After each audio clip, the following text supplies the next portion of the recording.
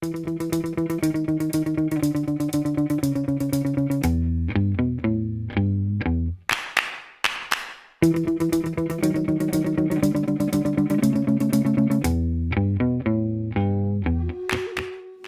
pourrais rajouter à la liste que j'ai déjà donnée de Stahl, de Gréco, de Goya, de Matisse, de Dufy, des impressionnistes en général, des fauvistes. Je peux parler aussi de Rothko par exemple.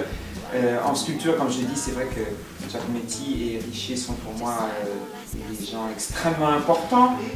Après, en photographie, j'adore vraiment Saul Leiter et Giacomelli, l'italien Giacomelli. Alors dans la peinture, ça serait Cézanne, Klimt, Staël, Bonnard, Van Gogh. Et dans les peintres vivants, j'aime beaucoup Bénédicte Dussert, Conrad, Hervé Dessachet, Miguel Almiron et plein d'autres.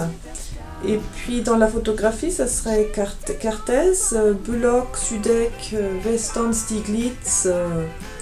Et dans les photographes vivants, j'aime beaucoup Clément Liedermann et Violaine Chevalier.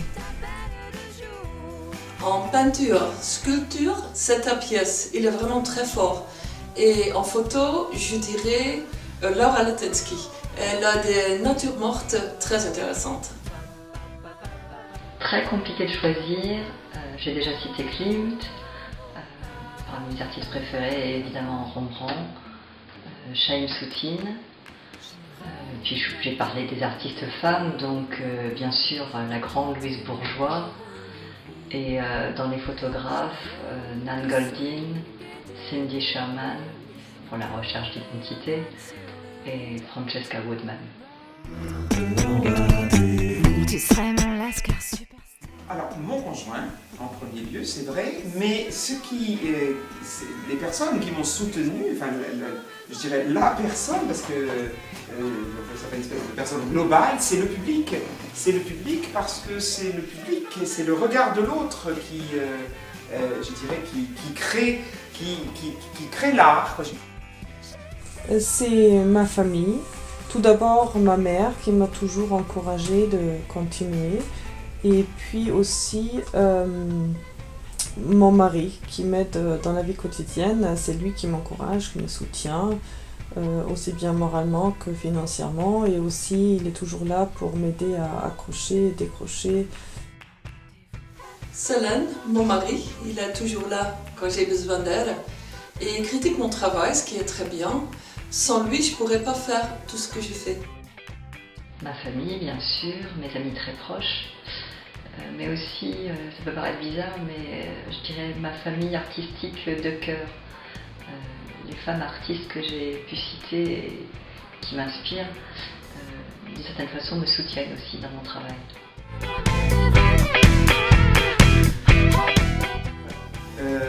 Là, moi, j'ai lu dernièrement un livre qui m'a beaucoup, effectivement, plu, qui n'est pas de la littérature. C'est un livre du tibétain Chögyam Trungpa qui s'appelle « Méditation en action ». Alors je viens de finir le roman de Rafik Chami, Une main pleine d'étoiles. C'est le journal d'un adolescent, fils de boulanger à Damas, et c'est très émouvant, je trouve. Partage des eaux de Michel Diaz. Quand je lis ce texte, je vois plein d'images qui sont très originales. Caput de Curzio Malaparte. Baroque et magnifique, on pourrait même dire terriblement magnifique.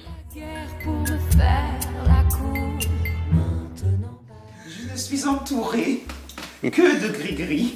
J'en ai partout. Mais je les appelle moi mes gardiens. Donc j'ai beaucoup de gardiens, que ce soit dans mon sac ou un peu partout.